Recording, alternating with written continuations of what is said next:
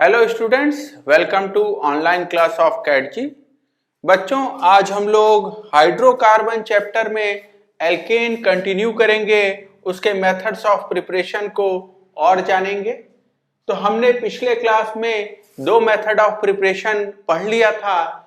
Third method of preparation of alkane is by hydrogenation of alkene. Hydrogenation of alkene हम लोग कर सकते हैं over metal surface such as nickel, platinum और palladium.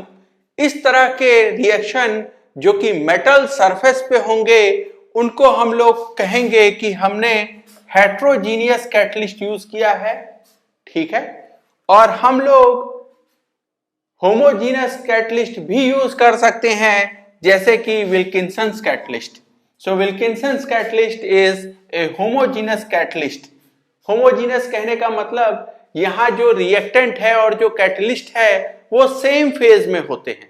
Heterogeneous मतलब यहाँ पे ये जो मेटल है, ठीक है, ये तो सॉलिड है और इसके सरफेस पे रिएक्शन होगा, ठीक है।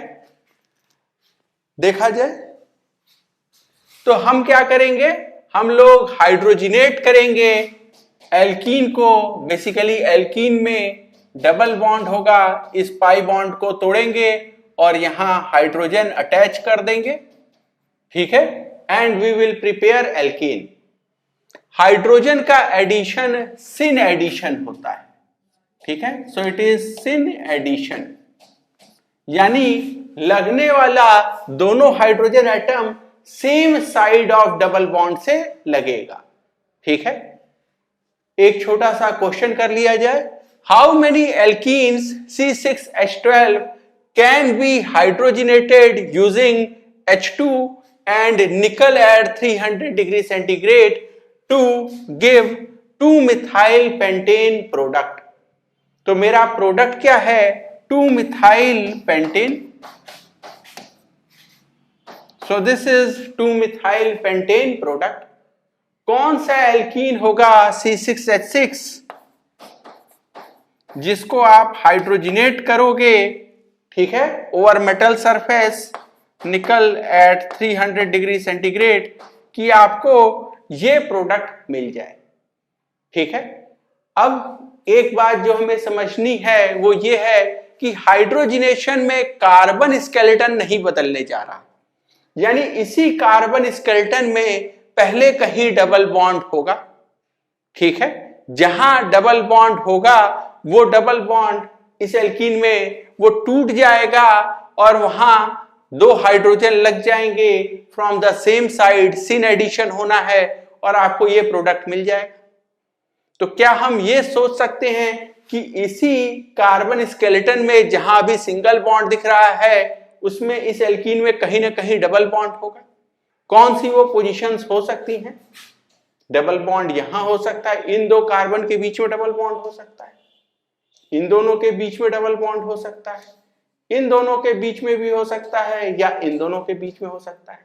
अच्छा, इन दोनों कार्बन के अगर आप बीच सोच रहे हैं तो ये बेसिकली 1 का ही रिपीटिशन है, ठीक है। ये कार्बन और ये कार्बन तो एक ही जैसे हैं, ये बॉन्ड और ये बॉन्ड तो एक ही जैसा है, यानी कुल 4 ऐसे एल्कीन हो सकते हैं। चलिए इन एल्कीन्स को बना के देखा जाए, ठीक है। So first will be C double bond C, ठीक है। दूसरा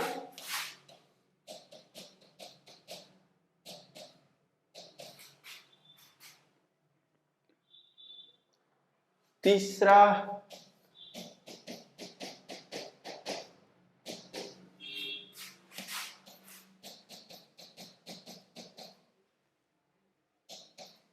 तो डबल बॉन्ड हम यहां लगा सकते हैं, डबल बॉन्ड हम यहां लगा सकते हैं, ठीक है। डबल बॉन्ड हम यहां लगा सकते हैं और डबल बॉन्ड हम यहां भी लगा सकते हैं। क्या इनमें से कोई ऐसा भी होगा जिसमें ज्योमेट्रिकल आइसोमर हो? तो वो भी मुझे चेक करना चाहिए। यहां तो ज्योमेट्रिकल आइसोमेरिज्म पॉसिबल नहीं है, ठीक है। यहां पे देखा जाए, यहां दोनों CH3, ठीक है, एक जैसे हो गए, यहां भी ज्योमेट्रिकल आइसोमेरिज्म पॉसिबल नहीं है। लेकिन इस वाले में CH3H and this is isopropyl। तो क्या यहाँ पे सिस और ट्रांस दो हो सकते हैं? जवाब है हाँ। तो you will have 3A and 3B, सिस और ट्रांस दो हो सकता है। ठीक है, सिस कब होगा? जब दोनों हाइड्रोजन एक साइड हो जाए। इधर क्या लग जाएगा? इधर लग जाएगा मिथाइल और इधर लग जाएगा आइसोप्रोपाइल। और एक बार ट्रांस बना दे, दोनों हाइड्रोजन को ट्रांस रख दे,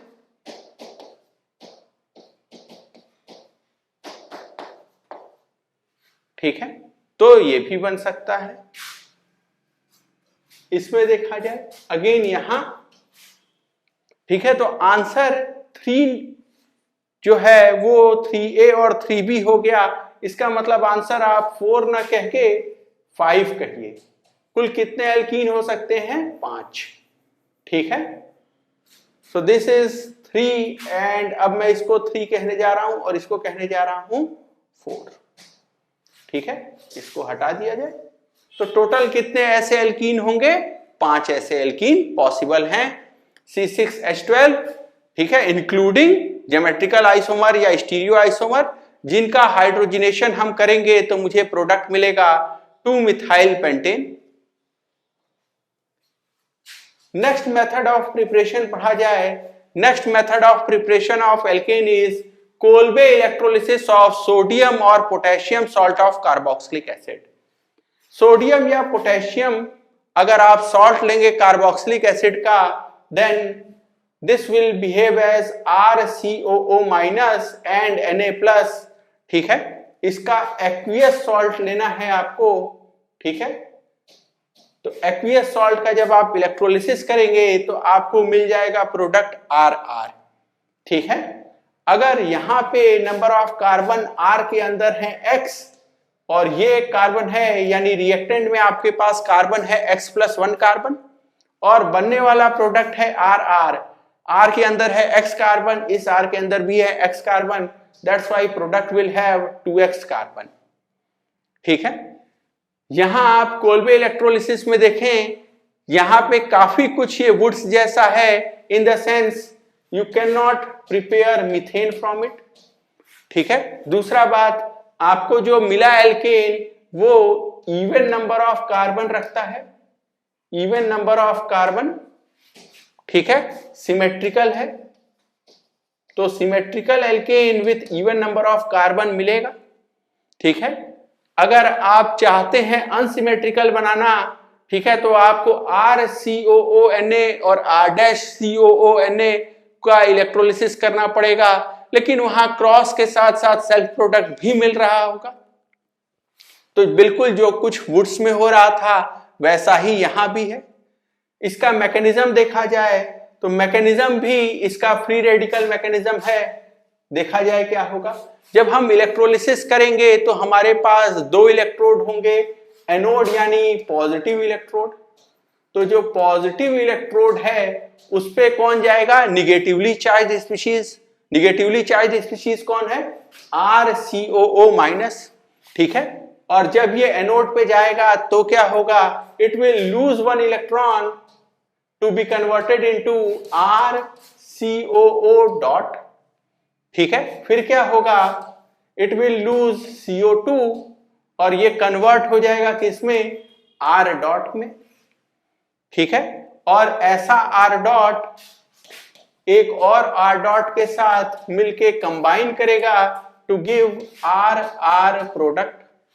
ऐसा भी हो सकता है ये R इस COO के साथ कंबाइन कर जाए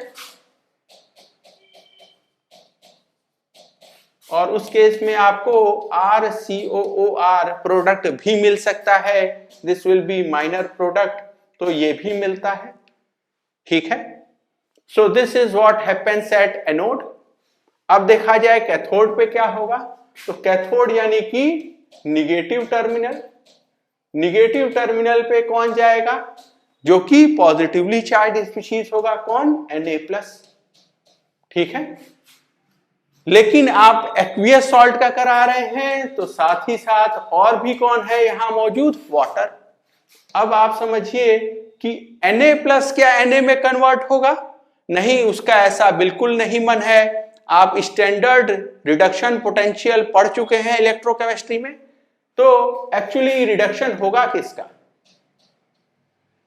ठीक है, रिडक्शन होगा H+ का। सो H+ from water will be converted into H dot and this will convert into half H2। ठीक है, अब अगर H2O से H+ कन्वर्ट हो गया H डॉट में, तो OH- का क्या होगा? OH- Na+ के पास चला गया है and this will make NaOH। ठीक है, तो आपको दिखाई देगा कि as electrolysis progresses,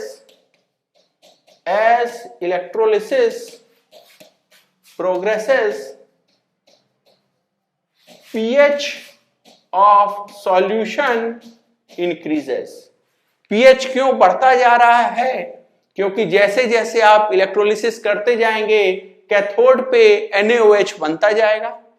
ऐसा इसलिए क्योंकि वाटर के अंदर जो मौजूद H+ था, ठीक है, वो तो H2 में कन्वर्ट हो गया और OH- जो है वो एक्यूमुलेट होता जा रहा है और इसीलिए pH बढ़ता जाएगा। ठीक है, अगर मैं बात करूं नेट रिएक्शन की, तो नेट रिएक्शन क्या है? Net reaction is 2 times RCOO- plus H2O। ठीक है, Na+ तो स्पेक्टेटर आयन है, उसको नहीं लिखा जाए, तो 2 times RCOO- gives RR plus 2 times CO2 और यहां से आपको क्या मिला? H2O, this will generate H2, ठीक है, प्लस OH-। ठीक है, और अगर हम लोग यहां देखिए H+ ने, ठीक है, ये 1 इलेक्ट्रॉन लिया,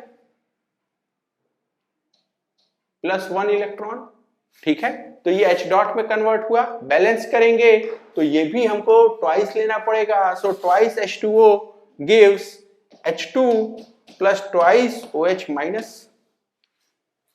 ठीक है, सो this is the balanced reaction Kolbe electrolysis का। कुछ हम लोग क्वेश्चन कर लिया जाए कोल्बे इलेक्ट्रोलिसिस पे। So question is right Kolbe electrolysis product of the following. आप वीडियो पॉज कर लीजिए और इनको अटेम्प्ट कर लीजिए। ठीक है, मैं आंसर डिस्कस करता हूं। तो अगर इनका कोल्बे इलेक्ट्रोलिसिस करेंगे तो क्या होगा? सबसे पहले देखिए CH3COO डॉट, जो CH3COO- जो है ये एनोड पे, ठीक है, कन्वर्ट हो जाएगा CH3COO डॉट में और फिर वहां से कन्वर्ट हो जाएगा CH3 डॉट में और 2 CH3 डॉट मिलेंगे and they will produce CH3CH3 as the final alkane product. ठीक है, हाँ, H2 जरूर बनेगा कैथोड पे और CO2 जरूर बनेगा एनोड पे, तो CO2 बना एनोड पे और H2 भी बनेगा, ये बन गया कैथोड पे। ठीक है, आगे चला जाए। अगर आपको रिएक्शन ये बैलेंस लिखना है, ठीक है, तो उस केस में हमको इधर H2O भी लेना पड़ेगा और यहां NaOH भी लिखना पड़ेगा। ठीक है, आगे चलते हैं। इस वाले में देखा जाए, so here C2H5 COO- will get converted into C2H5 COO dot, which will be converted into C2H5 dot. So final product will be normal butane। ठीक है, फाइनल प्रोडक्ट यहां क्या मिलने वाला है मुझे? Normal butane. यहां पे देखा जाए, यहां पे आपको दिखाई देगा कि HCOO- ये कन्वर्ट होगा HCOO डॉट में और ये कन्वर्ट होगा H डॉट प्लस CO2 में। ठीक है, और ऐसा H डॉट एक और H डॉट को ढूंढेगा और H2 प्रोड्यूस करेगा। तो यहां H2 प्रोड्यूस होगा एनोड पे भी और कैथोड पे भी। तो ध्यान रखिएगा, अगर आप सोडियम या potassium salt of formic acid use करेंगे तो उस केस में हाइड्रोजन गैस इवॉल्व होगी एनोड और कैथोड दोनों पे।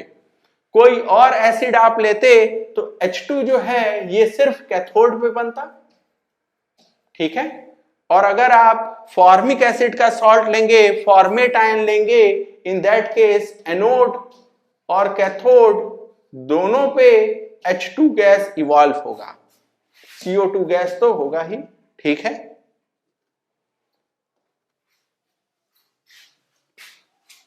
आगे चला जाए, कुछ और क्वेश्चन देखा जाए। So let us talk about intramolecular Kolbe electrolysis. Intramolecular Kolbe electrolysis, for example अगर मैं पोटेशियम सॉल्ट ऑफ ससिनिक एसिड लूं तब, पोटेशियम सॉल्ट ऑफ ससिनिक एसिड,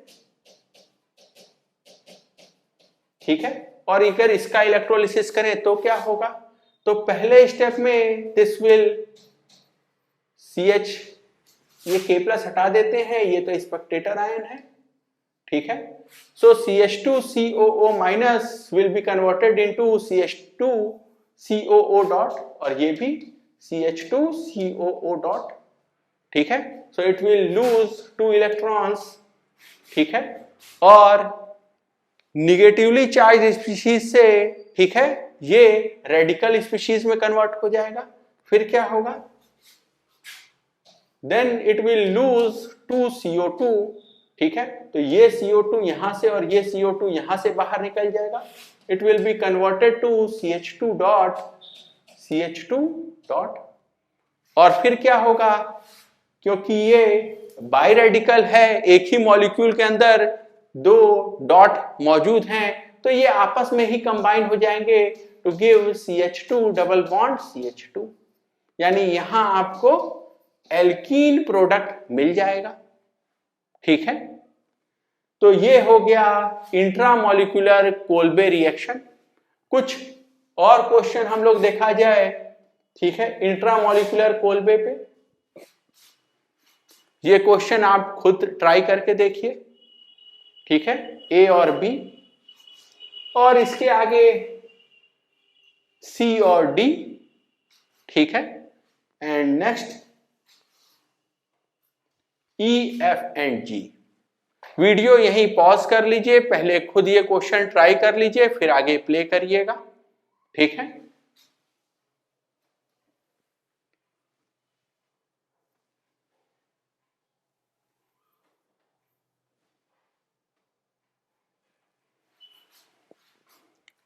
मैं आंसर डिस्कस करना शुरू करता हूं। तो यहां क्या होगा, सबसे पहले ये जो है it will lose 2 electrons to be converted into CH3 CH COO dot CH2 COO dot।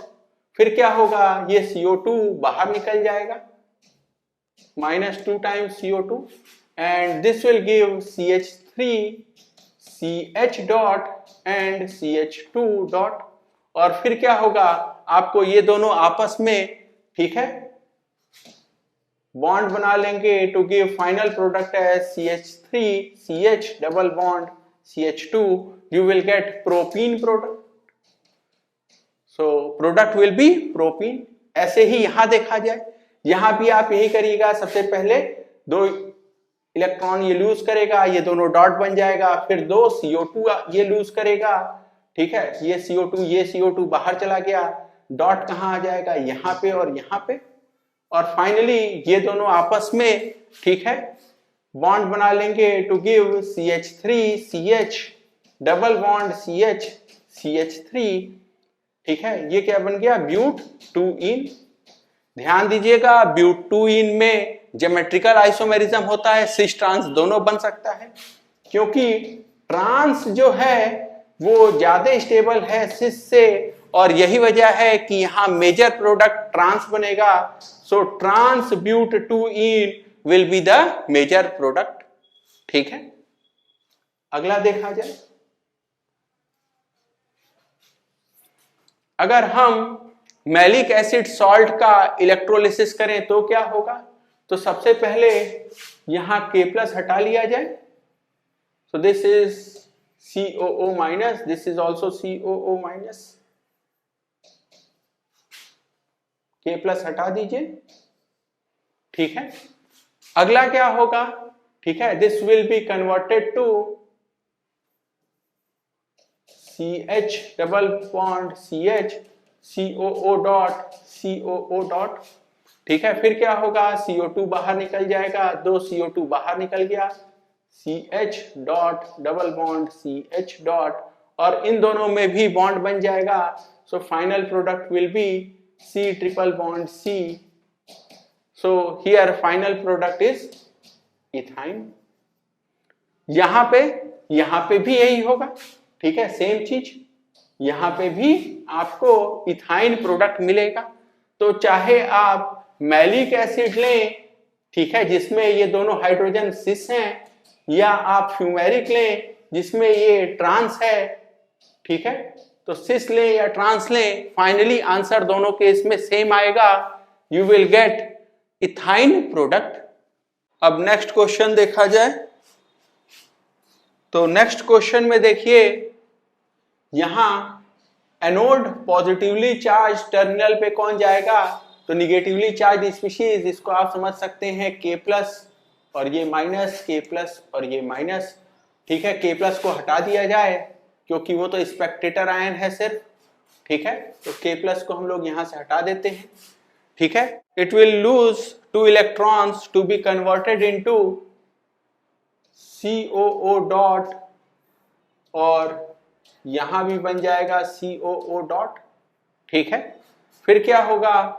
It will lose 2 CO2 to be converted into this biradical, और फिर क्या करिएगा? ये बॉन्ड बना दीजिएगा, and your final answer will be this bicyclo compound. ठीक है, ये जो क्वेश्चन है इसमें थोड़ा गलती हो गया। ठीक है, यहां एक CH2 एक्स्ट्रा है। ठीक है, ये एक CH2 एक्स्ट्रा है। अब इसको फिर से जरा अटेम्प्ट करिए। ठीक है, यहां आपको दिखाई देगा अगेन एनोड पे कौन जाएगा?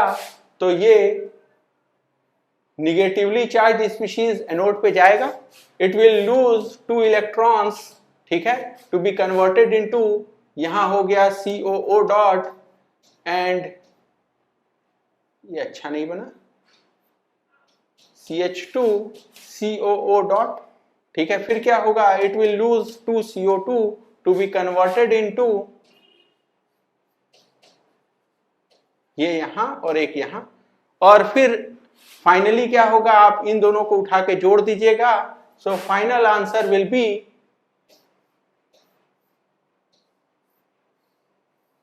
This bicyclo compound. ठीक है, तो ब्रिज हेड वाला ये बाईसाइक्लो कंपाउंड आपको फाइनली आंसर लिखना है। इस केस में देखिए यहां क्या होगा? तो सबसे पहले ये निगेटिवली चार्ज स्पीशीज एनोड पे जाएगी। ठीक है, it will lose 2 electrons to be converted into free radical COO dot, COO dot बन गया। फिर क्या होगा? 2 CO2 बाहर निकलेगा, और अब आपको क्या मिल जाएगा? ठीक है, यहां और यहां डॉट मिल जाएगा। आप क्या करिए, फिर इन दोनों को अगर आप जोड़ देंगे तो बेंजाइन बन जाएगा, और बेंजाइन खुद स्टेबल नहीं है, और यही वजह है कि 2 बेंजाइन आपस में रिएक्ट करेंगे और फाइनली आपको बाइफिनाइलिन आंसर मिलेगा। हमने बात की थी कि बाइफिनाइलिन, ठीक है, दो ये एंटी एरोमेटिक दिखता है, बट इसकी कंसिडरेबल जो है केमिकल और थर्मल स्टेबिलिटी है, और biphenylene will be the final product in this case. आगे चला जाए और next method of preparation of alkane समझा जाए। So next method of preparation of alkane is from organometallic compound. Organometallic उन कंपाउंड्स को कहते हैं जिसमें कार्बन और मेटल के बीच में बॉन्ड हो। कार्बन और मेटल के बीच में अगर बॉन्ड है तो हो सकता है इस मेटल पे कंसिडरेबल डेल्टा पॉजिटिव हो और इस कार्बन पे कंसिडरेबल डेल्टा नेगेटिव हो, जिसके वजह से ठीक है, ये जो C जिसपे पार्शियल निगेटिव आ रहा है, ये एक स्ट्रॉन्ग बेस और एक स्ट्रॉन्ग न्यूक्लियोफाइल की तरह बिहेव कर सकता है, डिपेंडिंग अपॉन आपने कितना इलेक्ट्रोपॉजिटिव मेटल लिया है। हम लोग यहां जिस ऑर्गेनोमेटेलिक कंपाउंड की बात करने जा रहे हैं वो है ग्रिग्नार्ड रिएजेंट RMgX। मैग्नीशियम एक, ठीक है, काफी इलेक्ट्रोपॉजिटिव मेटल है और यही वजह है कि यहां कार्बन पे बहुत कंसिडरेबल डेल्टा निगेटिव दिखाई देगा।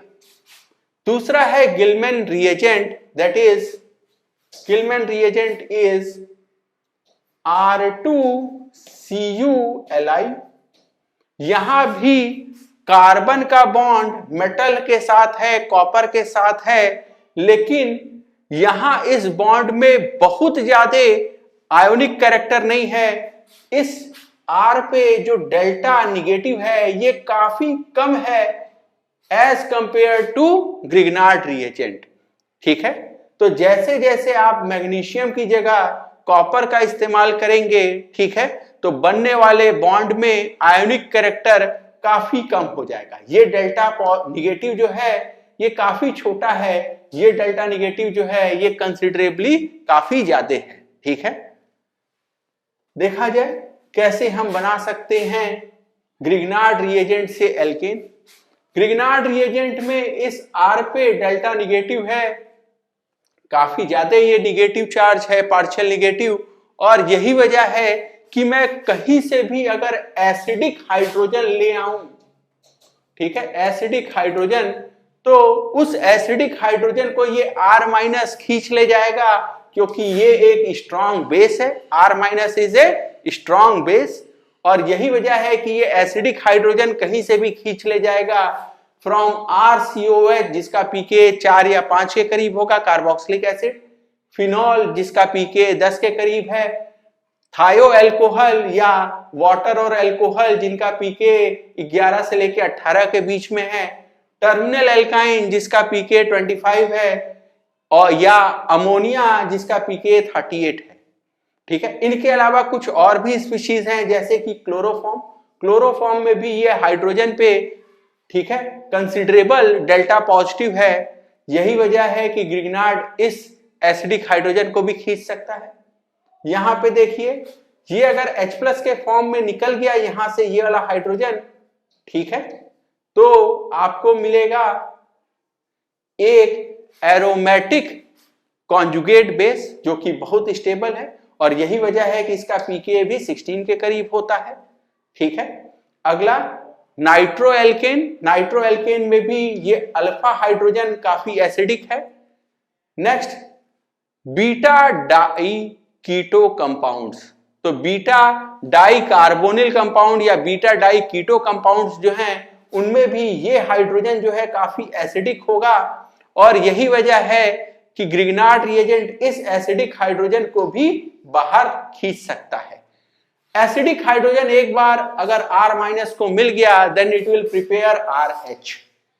हमने देखा कि एसिडिक हाइड्रोजन के हम बहुत सारे सोर्सेज यूज कर सकते हैं, ठीक है, एल्केन बनाने के लिए, और इसी का फायदा उठा के हम ज़ेरीविटनॉफ, ठीक है, मेथड इस्तेमाल कर सकते हैं। ज़ेरीविटनॉफ मेथड में हम करते क्या हैं, it is used to determine number of active hydrogen और acidic hydrogen that are present in the given molecule, क्योंकि जितना ज्यादा आपके पास एसिडिक हाइड्रोजन होगा, अगर आपने ग्रिग्नार्ड जो है रिएजेंट एक्सेस में लिया तो जितना ज्यादा एसिडिक हाइड्रोजन होगा एक मोल लेट्स से सबस्ट्रेट के अंदर, उतना ज्यादा आपको RH मिलेगा।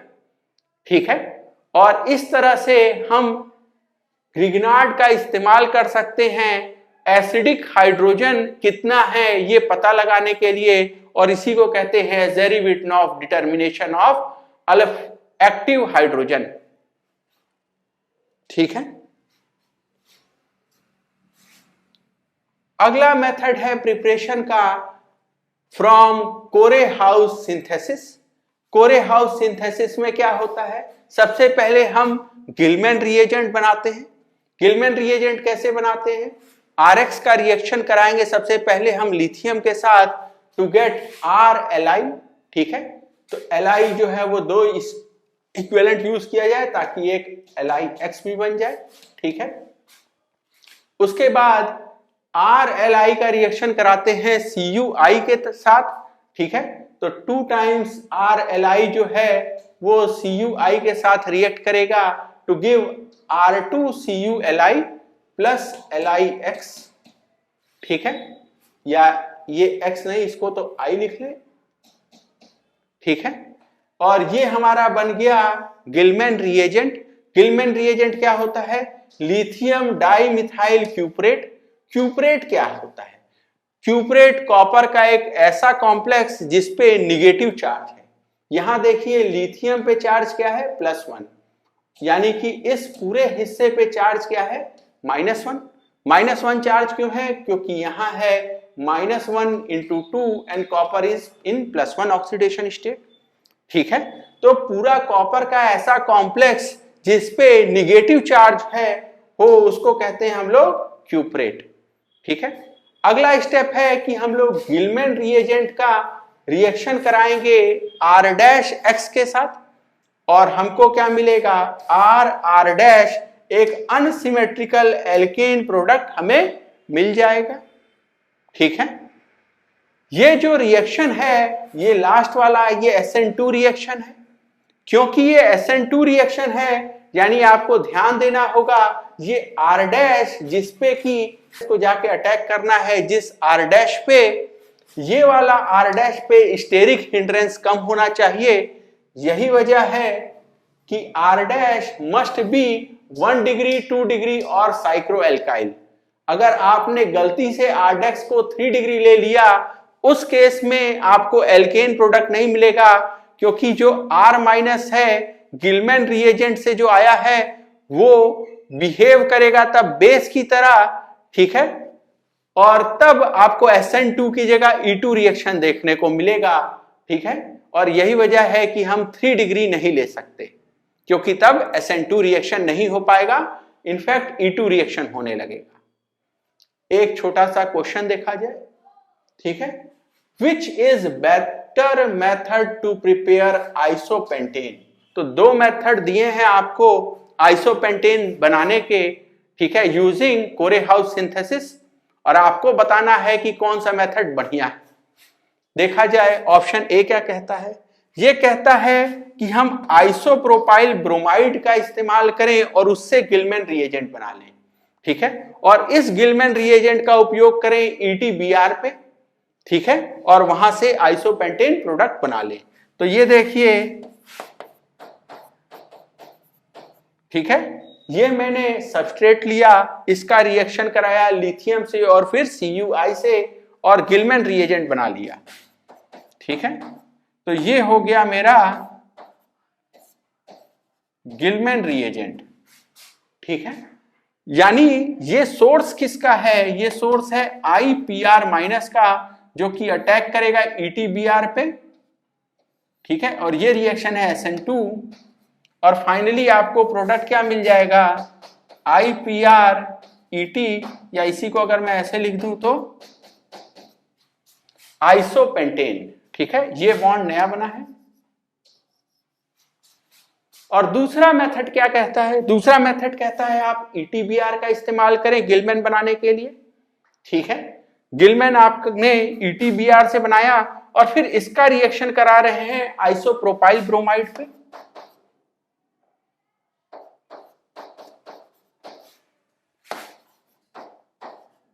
तो यहां से ET- आएगा जो कि अटैक करेगा यहां, ठीक है।